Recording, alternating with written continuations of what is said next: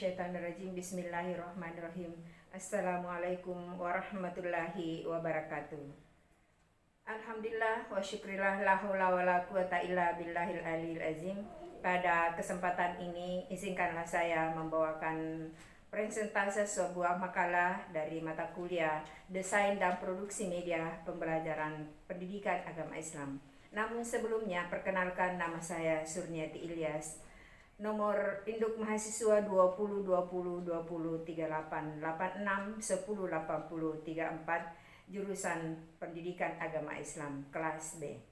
Baik, pada kesempatan ini saya akan membawakan sebuah makalah yang berjudul Desain dan Pengembangan Produk Pembelajaran, Model-model dan Evaluasi Media Pembelajaran.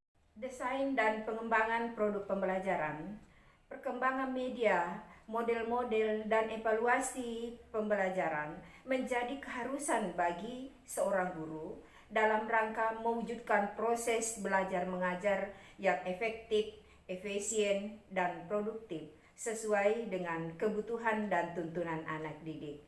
Selain itu, dapat juga dimanfaatkan berbagai sumber belajar dengan menyajikan materi-materi yang lebih menarik. Pada makalah ini ada 3 rumusan masalah yang saya angkat. Yang pertama, bagaimana desain media pembelajaran. Yang kedua, bagaimanakah model-model pengembangan produk pembelajaran. Yang ketiga, bagaimana evaluasi media pembelajaran. Yang pertama, kita masuk pada desain media pembelajaran. Bagaimanakah itu desain? Apa pengertian dari desain itu? Nah, desain di sini definisinya adalah merupakan kata yang diambil dari bahasa Inggris yang berarti desain, yang berarti atau artinya rencana. Secara definisi, desain adalah ilmu yang berhubungan dengan suatu perencanaan atau suatu rancangan. Kemudian menurut salah seorang pakar ilmuwan atau ahli yang di bidang pendidikan menyebutkan bahwa yang bernama analogous with humanities science, beliau mendefinisikan desain adalah rencana, keterampilan, pengetahuan, dan medan pengalaman manusia yang tercermin dalam apresiasi serta penyesuaian hidup terhadap kebutuhan hidup. Jadi itu pengertian definisi desain menurut seorang ahli. Kemudian kesimpulannya adalah desain itu merupakan suatu bentuk perancangan yang meliputi berbagai aspek yang diwujudkan dalam bentuk ide atau gagasan maupun realita benda. Kemudian apa sih yang aspek-aspek penting yang terkait dengan desain? Ada beberapa hal yang perlu diperhatikan dalam mendesain media pembelajaran. Yang pertama adalah bersifat fungsional, yaitu desain harus tepat guna. Yang kedua aman, yakni berarti melindungi manusia dari berbagai bahaya. Jadi media yang kita gunakan itu harus aman, tidak membahayakan baik peserta didik maupun pendidik. Kemudian yang ketiga, terampil, yakni cekatan, tangkas, gesit, mampu dan cerdik dalam menggunakan media pembelajaran atau mendesain media pembelajaran. Yang keempat, ekonomis, yaitu efektif, efisien, dan praktis bagi calon pengguna dari desain media yang kita gunakan. Kemudian selanjutnya, estetis, yang maksudnya adalah desain yang dibuat dalam bentuk tepat dan serasi sesuai dengan tujuan pembelajaran yang akan kita capai dalam proses pembelajaran.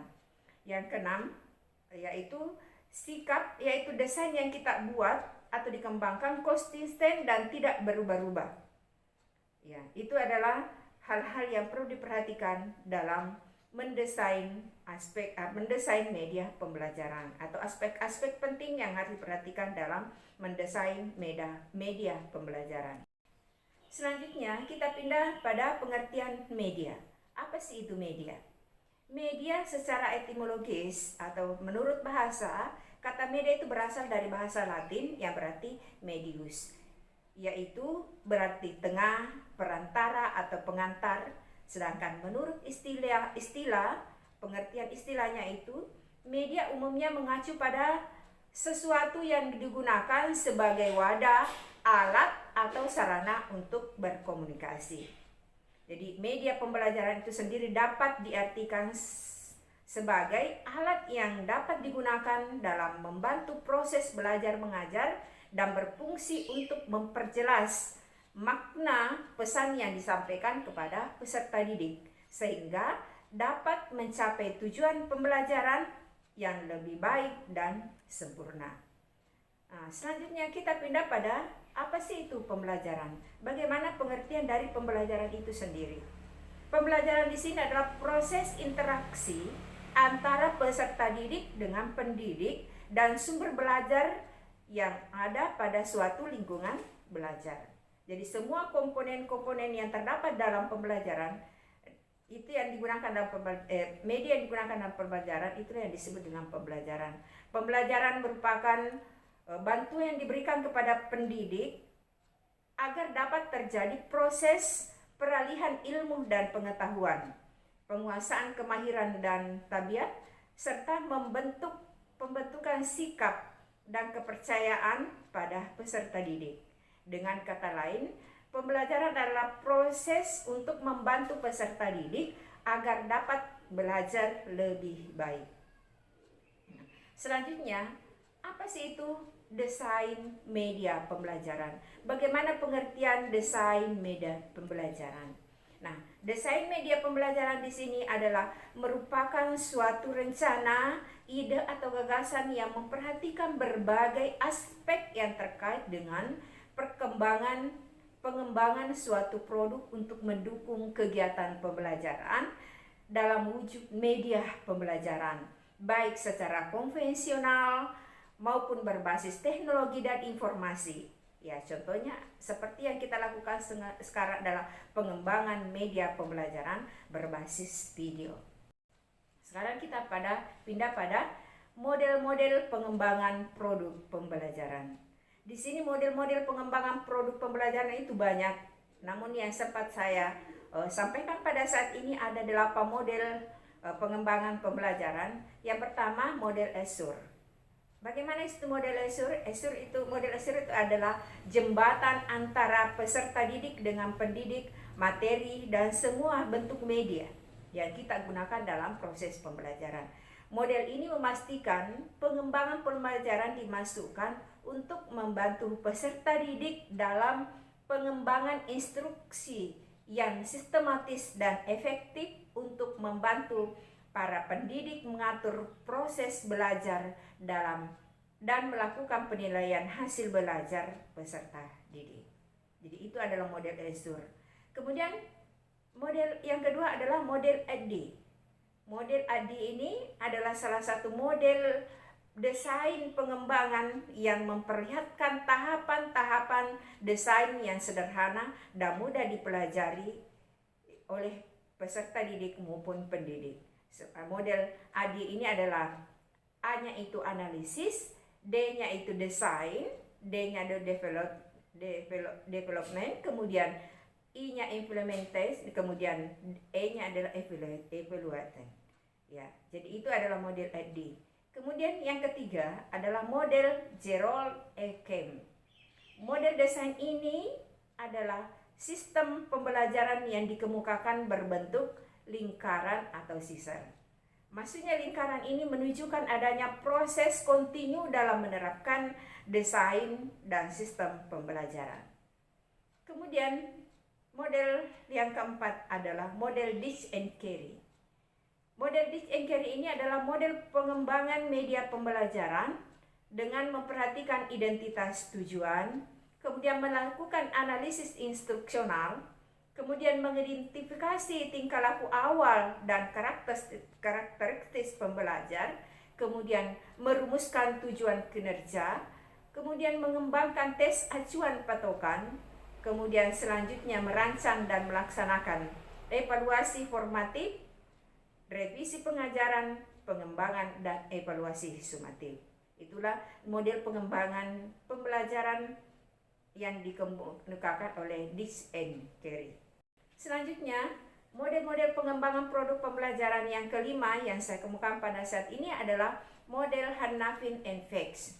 Model Hanafin and Feix ini adalah suatu model desain pengembangan pembelajaran yang terdiri daripada 3 fase. Yang pertama, fase analisis keperluan. Yang kedua, fase desain. Yang ketiga, fase pengembangan dan implementasi. Kemudian dalam model ini, penilaian dan pengulangan perlu dijalankan dalam setiap fase. Kemudian model pengembangan produk pembelajaran yang keenam adalah model Gartner dan Briggs. Model Gartner dan Briggs ini adalah suatu pengembangan model pembelajaran dengan mengembangkan desain instruksional yang berorientasi pada rancangan sistem dengan sasaran guru yang bekerja sebagai perancang atau desainer kegiatan instruksional maupun tim pengemban instruksional yang anggotanya meliputi guru, administrator, ahli bidang studi, ahli evaluasi, ahli media, dan perancang instruksional. Selanjutnya, model pengembangan produk pembelajaran yang ketujuh adalah model Brock and Kell. Model ini mendefinisikan penelitian dan pengembangan dalam suatu usaha untuk mengembangkan dan memvalidasi produk-produk yang kita gunakan dalam penelitian atau proses belajar mengajar. Jadi sini adalah pengembangan suatu usaha untuk memvalidasi produk-produk bagaimana yang kita gunakan dalam proses pembelajaran dan proses pengajaran di dalam suatu lingkungan. Selanjutnya, yang kedelapan adalah model pengembangan produk pembelajaran yang kedelapan adalah model 4D. Model 4D ini terdiri dari 4 tahapan pengembangan model pembelajaran. Pertama, defining, kemudian design, development, dan disseminate. Atau diadaptasikan menjadi 4D, yaitu pendefinisian, kemudian perancangan, kemudian pengembangan, selanjutnya penyebaran. Maksudnya di sini kita desain itu model-model pembelajaran, kemudian kita merancangnya, kemudian kita mengembangkan model pembelajaran itu, kemudian kita sebarkan sebagai bentuk hasil dari model pembelajaran yang kita lakukan atau kita rancang. Selanjutnya, evaluasi media pembelajaran. Bagaimana sih itu evaluasi media pembelajaran? Evaluasi media pembelajaran di sini adalah merupakan bagian integral dari suatu proses pembelajaran. Idealnya, efektivitas pelaksanaan proses pembelajaran diukur dengan menggunakan 2 aspek. Aspek yang pertama, bukti-bukti empiris mengenai hasil belajar siswa yang dihasilkan oleh sistem pembelajaran. Kemudian, aspek yang kedua adalah bukti-bukti yang menunjukkan berapa banyak kontribusi atau sumbangan media atau media program terhadap keberhasilan dan keefektifan proses pembelajaran itu. Jadi di sini evaluasi tentang kedua aspek tersebut masih terasa sulit untuk dikerjakan. Kenapa? Karena sering kali media tidak bekerja sebagai bagian integral dari keseluruhan proses pembelajaran. Oleh karenanya, ada beberapa kriteria yang harus kita perhatikan dalam mengevaluasi media pembelajaran. Kriteria apa yang kita gunakan? Kriteria apa yang harus kita perhatikan dalam mengevaluasi media pembelajaran? Yang pertama, relevan media pembelajaran yang kita gunakan itu harus relevan dengan tujuan pendidikan atau pembelajaran. Tentunya kan dalam RPPD itu ada tujuan instruksional khusus, ada tujuan instruksional umum. Jadi kriteria atau media yang kita gunakan harus relevan dengan tujuan pembelajaran yang kita buat. Kemudian yang kedua, persesuaian dengan waktu, tempat, alat-alat yang tersedia, dan tugas pendidik. Ini terjelas harus ada kesesuaian tempat, kesesuaian alat, kesesuaian dengan media yang kita gunakan dengan pembelajaran yang kita lakukan di dalam proses belajar mengajar. Yang ketiga, kesesuaian dengan jenis kegiatan yang tercakup dalam pendidikan. jenis pembelajaran yang kita lakukan, media harus sesuai dengan apa yang akan kita lakukan. Selanjutnya, menarik perhatian peserta didik. Mendesain suatu model pembelajaran, media pembelajaran harus dengan menarik perhatian siswa atau peserta didik. Nah, ini yang perlu diperhatikan. Ada ketertarikan siswa untuk melihat apa yang kita tayangkan. Ada ketertarikan siswa untuk melihat apa yang akan kita lakukan dengan menampilkan media pembelajaran. Tapi perlu diingat, jangan itu media atau animasi model pembelajaran yang kita tampilkan itu justru mengundang kericuhan atau tawa dari peserta didik. Nah, selanjutnya yang kelima, maksud dan tujuan dari media pembelajaran harus dapat dipahami oleh peserta didik. Melihat judul saja kalau kita menampilkan media, sudah ada ketertarikan siswa, sudah ada rasa penasaran siswa, oh apa itu evaluasi media pembelajaran. Nah, tentu ada tujuan dan ada minat untuk mengetahui apa sih isi media pembelajaran, itu contohnya. Nah, selanjutnya yang ketujuh, kesesuaian dengan pengalaman atau tingkah laku belajar yang dirumuskan dalam silabus. Ya jelas, untuk melakukan suatu proses pembelajaran yang menjadi patokan kita untuk belajar mengajar itu adalah silabus pembelajaran yang tercantumkan dalam kurikulum yang kemudian dijabarkan lagi dalam rancangan proses pembelajaran. Kemudian dijabarkanlah dalam bentuk media pembelajaran. Kemudian kedelapan adalah keaktualan, artinya tidak ketinggalan zaman. Maksudnya jangan kita mendesain model pembelajaran atau media pembelajaran, jangan itu terus yang sudah dipakai sejak tahun 70-an masih dipakai di era tahun 20-an, tahun 2000-an ya. Selanjutnya yang kesembilan, cakupan isi materi atau pesan yang ingin disampaikan haruslah sesuai, haruslah sejalan, haruslah betul-betul setara atau betul-betul sesuai dengan media yang kita gunakan. Jangan lain materinya, lain juga media yang kita gunakan. Selanjutnya, berskala dan ada ukuran. Kita dapat mengukur tingkat keberhasilan kita dalam menggunakan media tersebut. Kita bisa mengukur, kalau saya menggunakan media ini siswa dapat paham sampai seperti ini. Jadi itu. Selanjutnya yang ke-11 adalah bebas dari bias ras, suku dan gender. Maksudnya media yang kita gunakan itu sama sekali tidak pro atau tidak kontra terhadap satu gender atau suku. Kemudian bagaimana cara mengevaluasi media pembelajaran? Cara mengevaluasi media pembelajaran ada dua. Evaluasi formatif dan kedua evaluasi sumatif.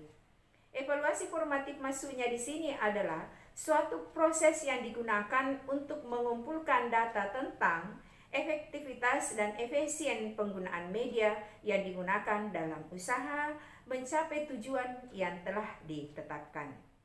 Data-data tersebut dimaksudkan untuk memperbaiki dan menyempurnakan media yang bersangkutan agar lebih efektif dan lebih efisien dalam penggunaannya. Kemudian evaluasi sumatif maksudnya bagaimana? Adalah evaluasi yang merupakan kelanjutan dari evaluasi formatif, yaitu media yang telah diperbaiki dan disempurnakan, kemudian diteliti kembali apakah media tersebut layak digunakan atau tidak dalam situasi-situasi tertentu. Evaluasi semacam inilah yang dinamakan evaluasi sumatif. Melalui evaluasi ini diharapkan pengembangan media tidak hanya dianalisa secara teoritis, tetapi benar-benar telah dibuktikan di lapangan. Kemudian, apa sih tujuan evaluasi media pembelajaran?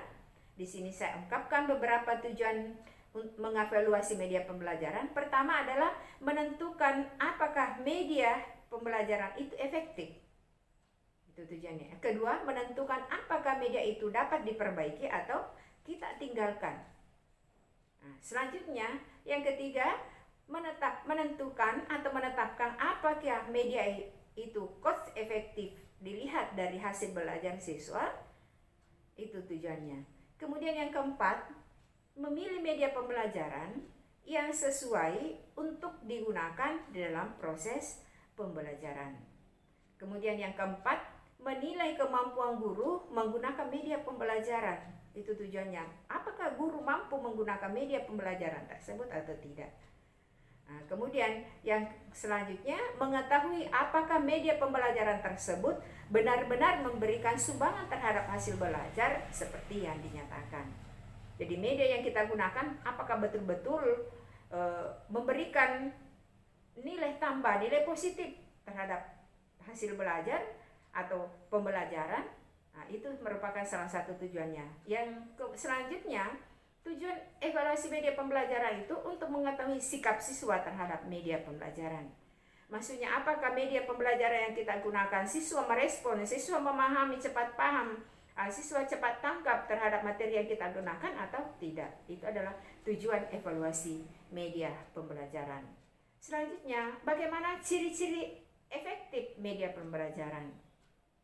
Kita akan mengetahui bagaimana ciri-ciri media yang paling efektif. Pertama adalah ketepatan media dengan pembelajaran. Ketepatan maksudnya ketepatan media yang kita gunakan dalam pembelajaran sesuai atau tidak dengan topik pembahasan yang kita bahas pada saat itu. Yang kedua, dukungan media pembelajaran terhadap isi bahan pembelajaran. Jadi harus media pembelajaran menerangkan, mendukung isi bahan pelajaran yang kita ajarkan kepada siswa. Jadi ciri efektif media pembelajaran, kemudahan dalam memperoleh media. Media yang kita gunakan itu mudah kita peroleh dan mudah juga dipahami oleh siswa. Selanjutnya, keterampilan guru dalam menggunakan media. Media yang efektif adalah guru mampu menggunakan media yang digunakan. Jangan sampai ada media yang dikutip baru tidak kita tayangkan kepada siswa, baru kita tidak bisa menggunakannya, berarti itu tidak efektif untuk dianggap sebagai media pembelajaran. Jadi guru harus terampil menggunakan media yang digunakan. Selanjutnya, tersedia waktu untuk menggunakannya. Jadi waktu ini harus diperhatikan karena dalam proses pembelajaran formal di sekolah kita dibatasi oleh waktu. Jangan sampai baru membuka layar proyektor, guru tidak terampil, langsung sudah memakan waktu yang banyak, maka itu tidak efisien dan tidak efektif dalam penggunaan waktu. Jadi ciri media efektif itu tersedia waktu untuk menggunakannya. Selanjutnya, sesuai dengan taraf berpikir siswa. Kita menggunakan media pembelajaran itu sesuai dengan tingkat taraf pembelajaran, tingkat pola pikir siswa. Jangan media yang kita gunakan itu tepat sasarannya adalah mahasiswa, kita gunakan untuk anak SD. Maka itu harus ada sesuai taraf atau cara berpikir siswa dengan media yang kita gunakan. Nah, sekarang yang perlu kita perhatikan sebagai seorang pendidik, kecermatan dan ketepatan dalam pemilihan media akan menunjang efektivitas kegiatan pembelajaran yang kita lakukan. Pendidik harus memperhatikan betul ini sehingga dapat menimbulkan motivasi belajar dan perhatian peserta didik menjadi terpusat kepada topik yang dibahas dalam kegiatan pembelajaran. Sebelum memutuskan untuk memanfaatkan media dalam kegiatan pembelajaran di kelas, sebaiknya guru mampu mendesain dan mengembangkan media pembelajaran. Itulah yang harus kita perhatikan sebagai seorang pendidik dalam melaksanakan proses belajar mengajar, dalam proses mentransfer pesan dan ilmu pengetahuan kepada peserta didik atau siswa, bahwa kecermatan dan ketepatan dalam pemilihan media akan menunjang keefektivitas kegiatan pembelajaran yang dilakukan di dalam kelas, sehingga konsentrasi siswa, konsentrasi peserta didik terhadap topik yang kita tayangkan, terhadap topik yang kita bahas itu lebih maju, lebih menarik, lebih paham dengan media yang kita gunakan. Demikian yang sempat saya presentasikan pada saat ini. Saya mohon maaf atas segala kesalahan dan kehilapan. Saya akhiri minallahi musta'an walaihi tiklan. Assalamualaikum warahmatullahi wabarakatuh.